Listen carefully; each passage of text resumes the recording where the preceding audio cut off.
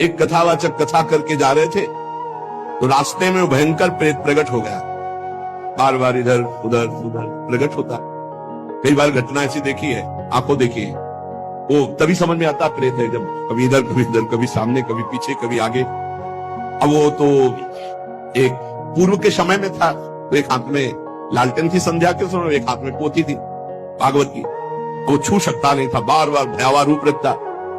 उन्होंने कहा कि हमें लग गया है पता कि आप अधोगति को प्राप्त कोई जीव हो, प्रेत योनि को प्राप्त हो, थोड़ा तो डर लग रहा है हमें, पर हमें तुम छू नहीं सकते हो क्योंकि मैं नाम जपता हूं, मेरे साथ भागवत है। प्रेत ने आए समीप आकर कहा कि डर नहीं लग रहा तो अब मैं तुमसे बात करता हूं, मैं तुम्हें तंग करने नहीं आया।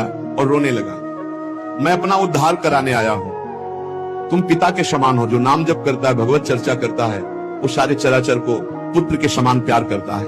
मैं भी तो आपका पुत्र हूं, मैं दुर्गति को प्राप्त हो गया हूं।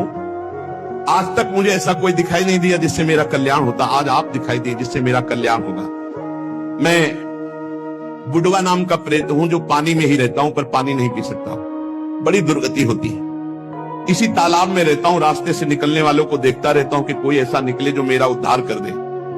मैंने कभी किसी का प्रेत योनि में कुछ नहीं बिगाड़ा है, परंतु अब मेरा चैन हट गया, अब बहुत व्यथा बहुत कष्ट हो रहा है। हरिनाम या हरि कथा दो से ही मेरा उद्धार हो सकता है।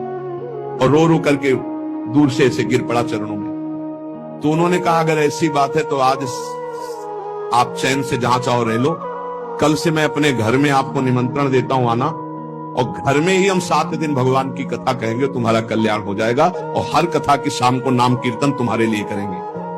पंडित जी ने उसके प्रारब्ध को नष्ट कर दिया। 7 दिन की कथा, 7 दिन का नाम कीर्तन, वो बुडवा प्रेत भगवान के धाम को गया। भगवान का नाम और भगवान की कथा ही नारकी योनियों से बचा सकती है। इसलिए सबसे प्रार्थना है जितना बने राम कृष्ण हरि जपो, राधा राधा जपो। जहां कहीं भगवान की कथा सुनने को मिले विशुद्ध, वहां कथा सुनो। अगर बन जाए तो दूसरे का हित करना, कभी पाप मत करना, क्योंकि ये पाप निश्चित भोगना पड़ता है, बड़े बड़ों को भोगना पड़ता है।